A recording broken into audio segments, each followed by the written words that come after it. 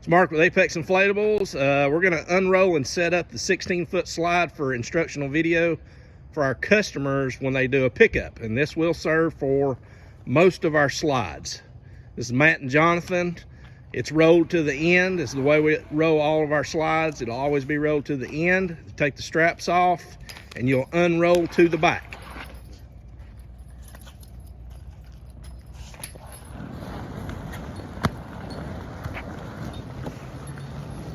Our rolls will be better than that also. This is a customer brought it back. We have to blow it up and clean it, so we just went ahead and going to do a video. So they've unrolled it. As you can see, that's the end where they exit. Blower is in the back there, and yes, there's a zipper on the end. Make sure it's zipped up. Yes, sir. Check it. Hey, also show them the bottom flaps too, Matt. Right here. Some of our slides have these bottom flaps that we try to make sure they're all closed when we send them out. Things can slip through the cracks. If that's open, it will not inflate properly.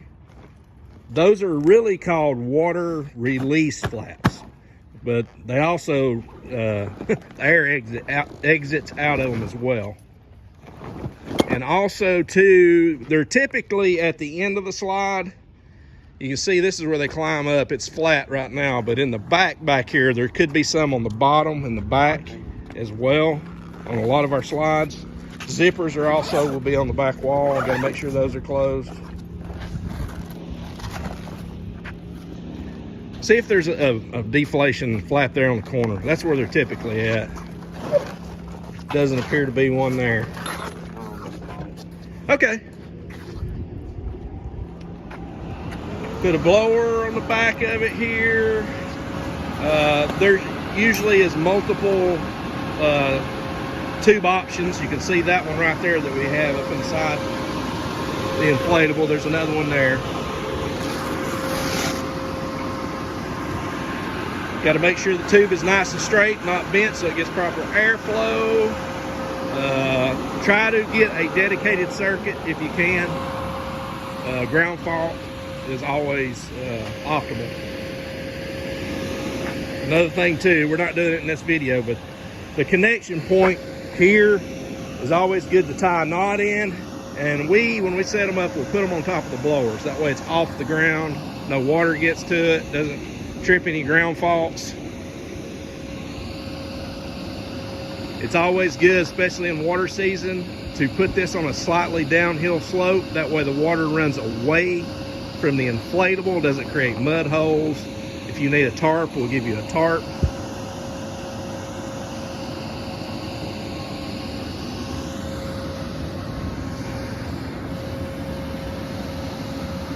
A lot of times you'll want to make sure it goes up straight. It can sort of lean sometimes.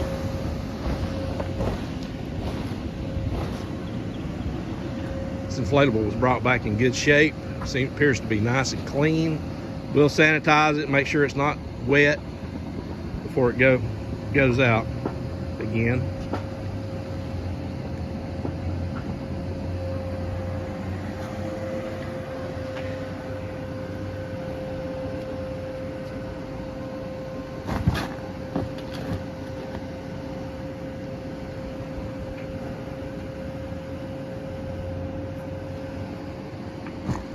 Fully inflated. You can also give it minor adjustments if you need to. You can scoot it around. It moves pretty easily. See, Matt's doing it right there. It's not perfectly square. Yeah.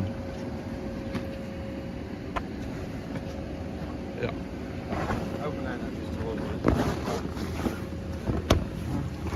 bit. Showing this. Yep. No, go ahead. You gotta make sure this Velcro's in there. Yes. Sometimes the Velcro comes undone in the roll. Always good to straighten the Velcro up.